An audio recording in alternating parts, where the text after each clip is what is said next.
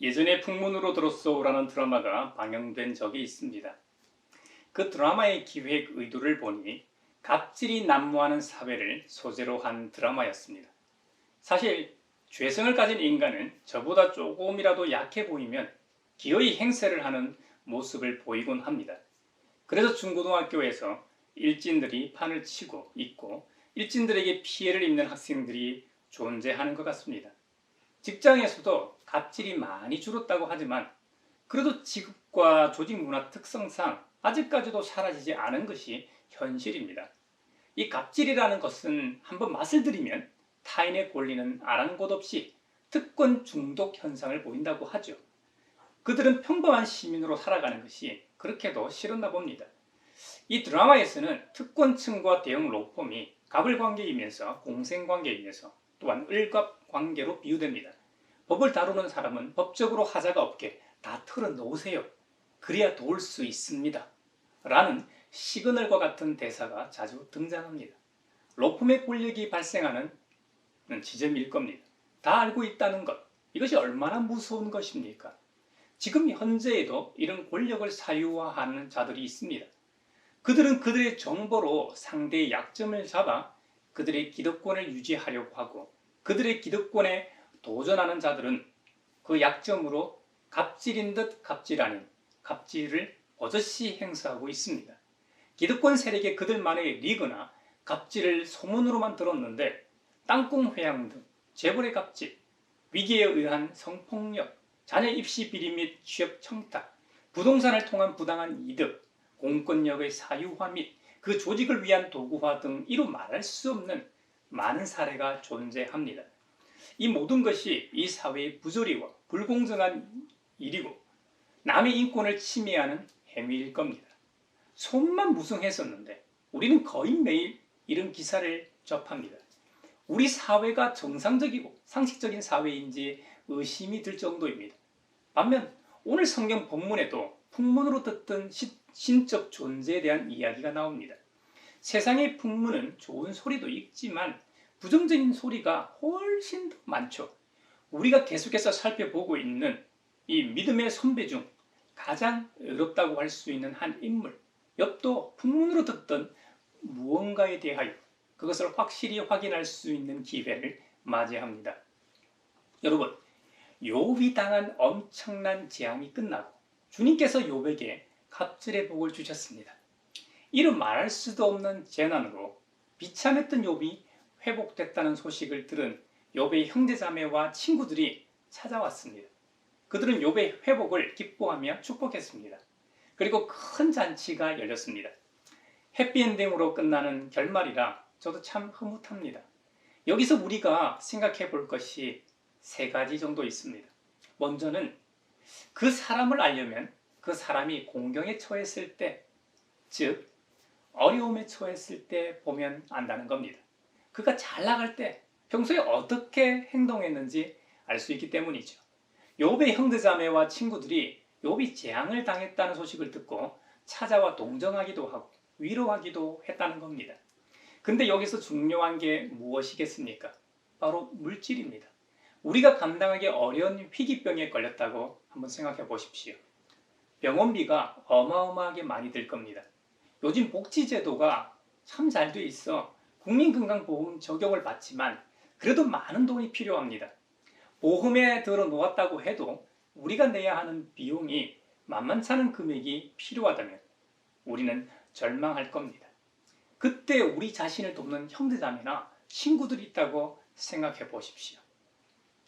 얼마나 고맙고 감사하겠습니까? 마찬가지로 욥이 이루 상상도 할 수 없을 정도의 재앙을 당했을 때 욥의 형제자매와 친구들이 찾아와 동정하고 위로만 한 게 아닙니다.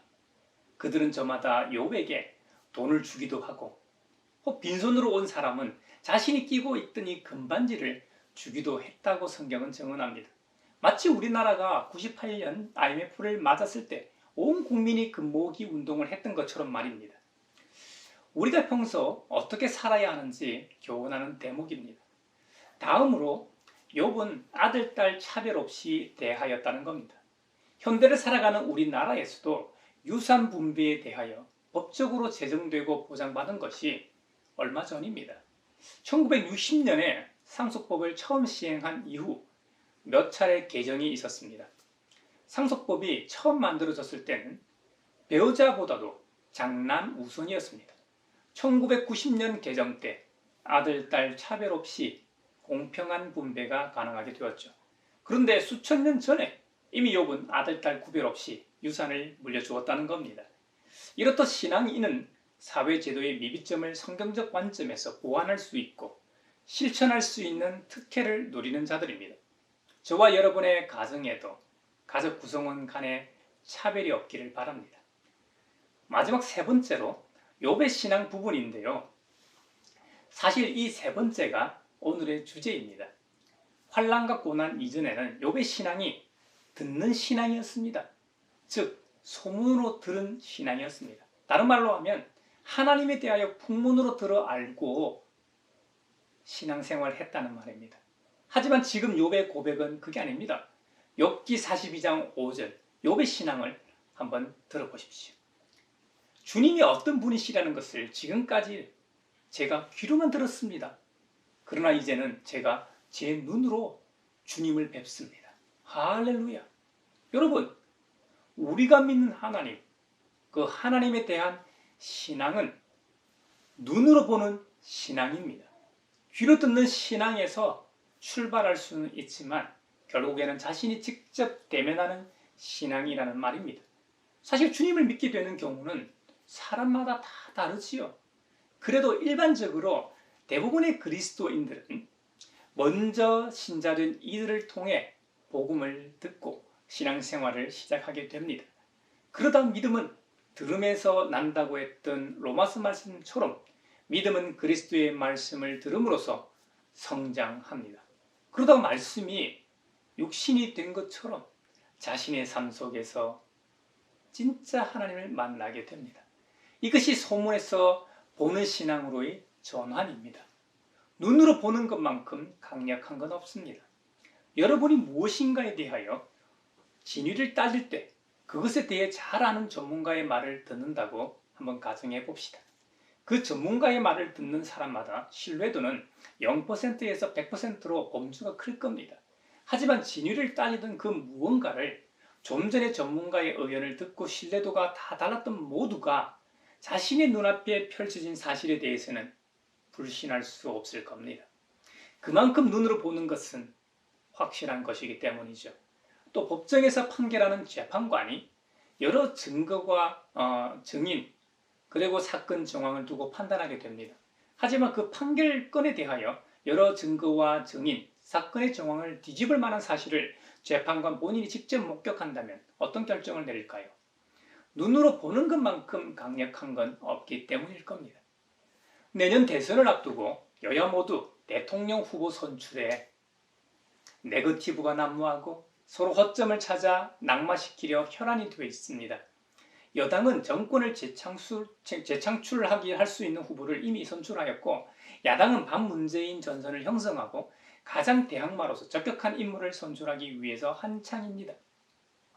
어떤 때는 오래 정치 경험이 있는 자가 때를 만나 대통령으로 당선되기도 하고 어떤 때는 주목도 못 받던 자가 어떤 사건을 계기로 일약 대권주자로 부상하기도 합니다. 이스라엘에서도 구약에서 예언되었던 메시아가 수도 없이 나타났다 사라졌을 겁니다. 그런데 지금으로부터 2000년 전 나사렛의 한 청년 목수가 등장합니다. 그는 스스로 본인이 메시아라고 주장합니다. 그가 구약에서 말하는 진짜 메시아가 맞는지 히브리서는 판별합니다. 우리에게 있는 대제사장이신 예수 그리스도는 레위 계통의 제사장들이 자기 자신의 죄를 위하여 희생 제물을 드리고 그 다음에 백성을 위하여 희생 제물을 드렸는데요. 우리 주님은 그럴 필요가 없다는 겁니다. 왜냐하면 성경 히브리서 4장 15절과 요한일서 3장 5절에 의하면 우리와 동일하게 육신을 입으신 주님은 모든 인간과 다르게 죄가 없으시다고 합니다. 하지만 무엇보다도 구약의 율법이 정하고 있는 제사를 드리지 않아도 되도록 주님께서는 자신의 몸을 바치셔서 단 한 번 이 일을 이루셨기 때문이라는 겁니다. 이것은 대제사장직의 영속성을 의미합니다. 이것이 아론에서부터 시작된 대제사장직과 예수님의 대제사장직의 중요한 차이입니다. 율법에서 정하고 있는 제사장직은 계승에 의한 것입니다. 출애굽 후 광야에서 아론이 최초로 대제사장으로 임명되어 백성을 섬겼습니다. 그런데 그도 위대한 지도자 모세가 죽었던 것처럼 아론도 죽었습니다. 아론의 대제사장직은 그의 아들 엘르아살에게 계승되었죠. 엘르아살이 죽자 그의 제사장직은 그의 아들 비느하스에게로 계승되었습니다. 그 이후로도 이러한 대제사장직 계승은 계속되었습니다. 유대 역사가 요세푸스에 의하면 아론으로부터 시작된 대제사장직은 제2차 성전이 파괴된 주후 70년까지 83명의 대제사장이 그 직책을 계승했다고 합니다. 이에 반해 우리 구주 예수님의 대제사장직은 영원한 것입니다. 역사가 증언하는 것처럼 비록 예수님께서 십자가에서 죽으셨지만 주님의 대제사장직은 끝나거나 다른 사람에게 계승되는 것이 아닙니다. 왜냐하면 주님의 죽음은 인간을 포함하여 생명이 있는 피조세계의 그 어떤 것과 다르게 언젠가 죽음으로 귀결되는 최종적 사건이 아니었기 때문이죠. 주님의 죽음은 주님의 부활에 의해 저주의 사슬을 풀고 그 신원이 회복되었고 지금도 살아계셔서 우리를 위해 사역하고 계시기 때문에 주님의 대제사장직은 영원한 영속성을 가지는 것입니다. 히브리서에서는 예수님의 대제사장직의 영속성의 결과로 주님의 구원 사역은 지속적인 구원의 능력이 된다고 말하고 있습니다.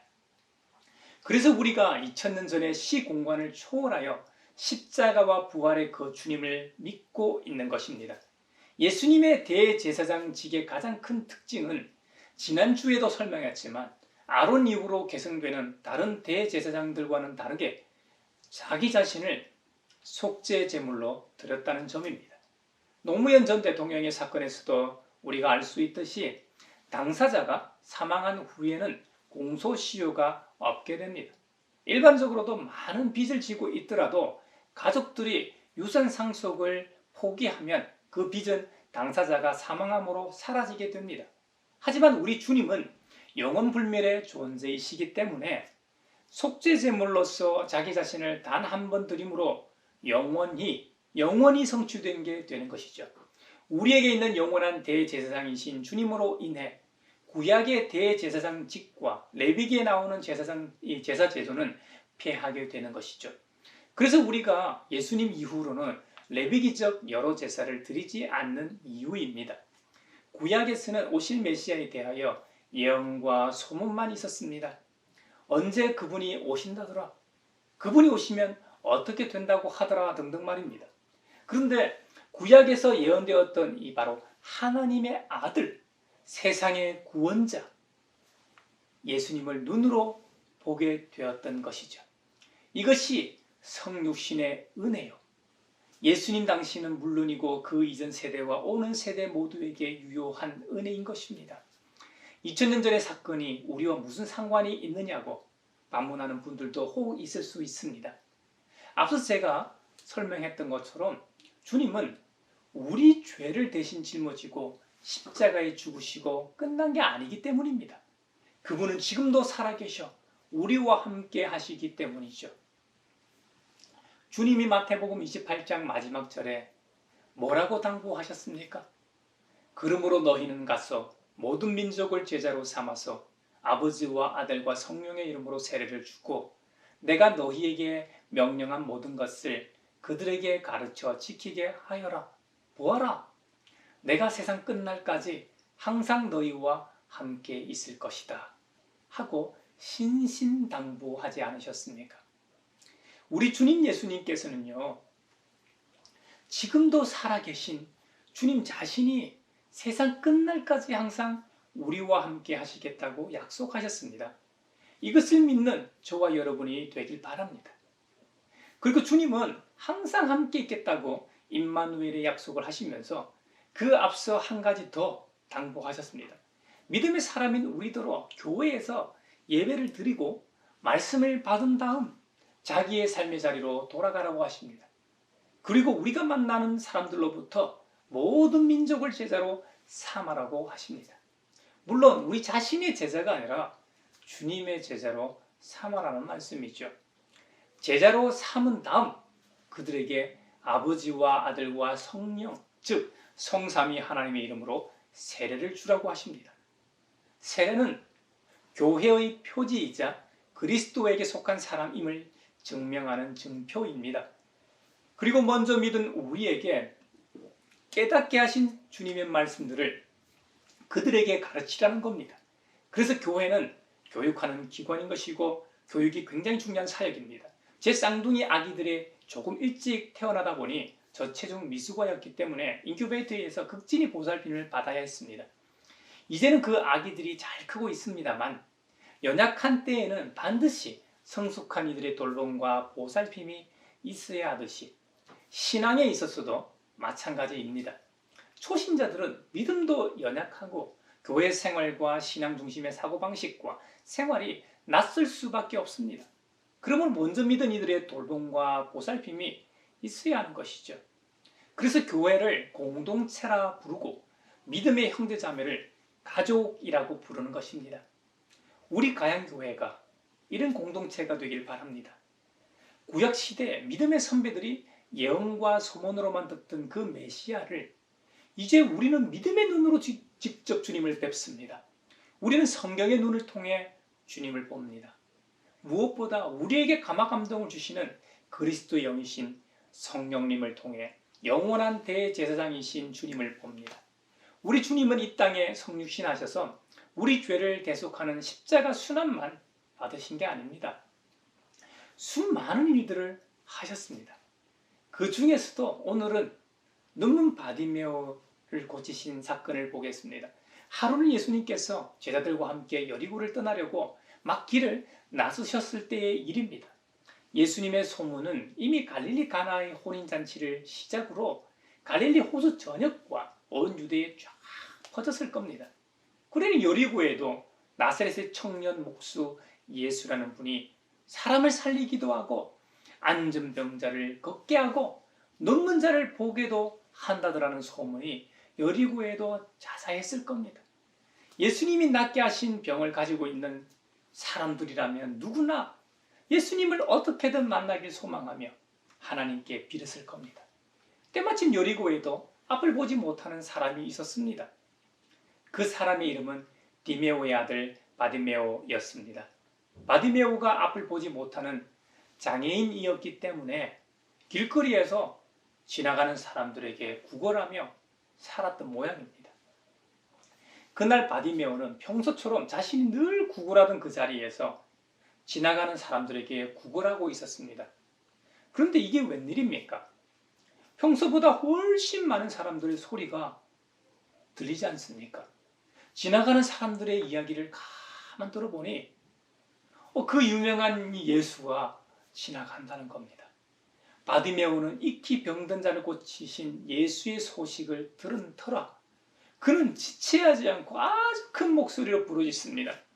다윗의 자손 예수님, 나를 불쌍히 여겨 주십시오. 사람들은 바디메오를 무시하며 조용히 하라고 그를 꾸짖기까지 했습니다. 하지만 바디메오에게는 인생 최대의 기회가 찾아왔기 때문에 그는 더욱더 목소리를 높여 큰 소리로 외쳤습니다. 다윗의 자손님, 나를 불쌍히 여겨 주십시오. 그 소리를 듣고 예수님의 발걸음이 멈추었었습니다. 그리고 나를 부르니 형제를 데리고 오라고 말씀하셨습니다. 그래서 제자들은 눈먼 바디메오에게 가서 말합니다. 용기를 내어 일어나시오. 예수님께서 당신을 부르시오. 바디메오는 그 소리를 듣자마자 얼마나 기뻤겠습니까? 자기의 겉옷을 벗어던지고 그 자리에서 벌떡 일어나서 예수님께로 함께 왔습니다. 바디메오가 주님께 나오는 것을 보시고 예수님께서 그에게 말씀하십니다. 내가 너에게 무엇을 하여 주기를 바라느냐? 바디메오의 가장 큰 소원이 무엇입니까? 세상을 보길 원하죠. 영적으로는 자신 앞에 서 있는 손만 무성한 바로 그 예수라는 분을 보기 원했을 겁니다. 이제는 더 이상 구걸하며 비참하게 살지 않기를 바랬을 겁니다. 선생님, 내가 다시 볼 수 있게 하여 주십시오. 예수님께서는 이렇게 말씀하셨습니다. 가거라, 내 믿음이 너를 구원하였다. 그러자 바디메오가 곧 다시 보게 되었습니다. 주님께서 말씀하시길 뭐가 너를 구원하였다고 하셨습니까? 내 믿음이 보게 한다는 겁니다. 2000년 전 팔레스타인에 있던 사람들은 그들의 조상들이 그렇게 학수고대하던 메시아가 왔음에도 불구하고 그 당시 사람들은 제대로 알아보지 못했습니다.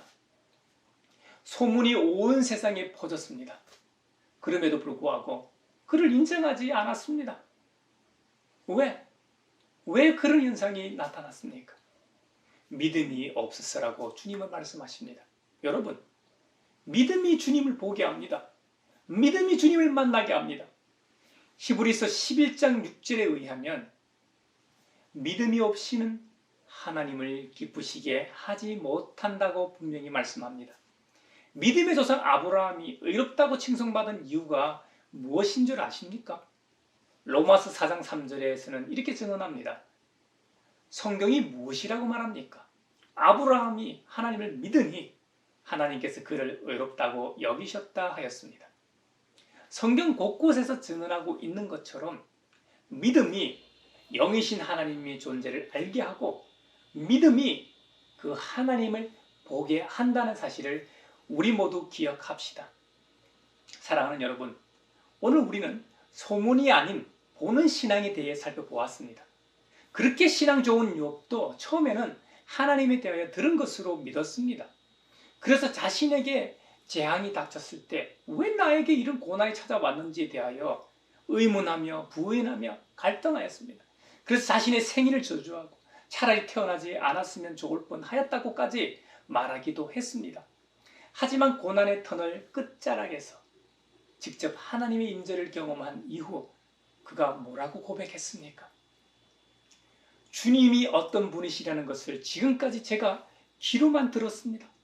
그러나 이제는 제가 제 눈으로 주님을 뵙습니다. 할렐루야! 듣는 신앙에서 보는 신앙으로의 전환이 없이는 안 됩니다. 요즘 태교를 중시합니다. 그래서 복중에 있는 아기와 대화를 시도하죠. 어떻게 보면 복중에 있는 아기는 날이 찰수록 소리에 민감해진다고 하죠. 부모도 태동을 통해 아기의 존재를 인식하게 됩니다. 하지만 아직 서로 눈으로 직접 보는 단계는 아닙니다. 그러다 아기가 출생하고 나면 서로 눈으로 보게 됩니다. 그때의 감격은 이루 말할 수 없지요. 우리의 신앙이라는 것이 바로 이런 것입니다. 우리의 눈을 들어 하나님을 보게 될 때 진정한 신앙의 눈을 뜨게 됩니다. 저와 여러분의 영적인 눈이 열리길 바랍니다. 그래서 지금도 살아계신 창조주 하나님, 나를 지으시고 이 땅에 보내신 분을 만나는 은혜가 있길 바랍니다. 우리는 이 땅에 성육신하신 주님으로 인하여 하나님을 직접 보는 은총의 통로가 활짝 열렸습니다. 이번 한 주간도 영안을 열어 이 세상 곳곳에 계시는 하나님을 보며 만나는 은혜가 있기를 축복합니다.